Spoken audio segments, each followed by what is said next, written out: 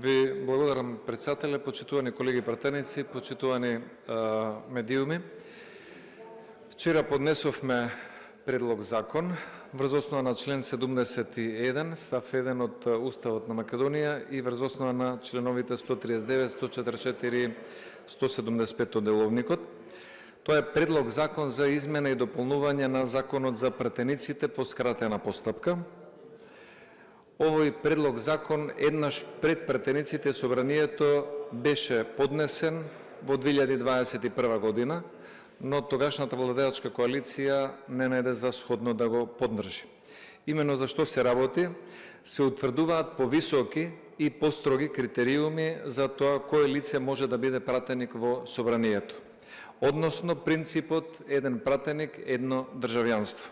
За да биде пратеник во Македонското собрание, секој ќе мора да има само државјанство на Македонија.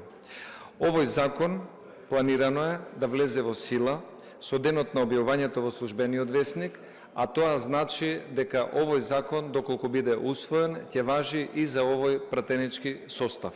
Односно, оние пратеници кои што имаат двојно државјанство, нема да може да бидат пратеници во собранието на Македонија.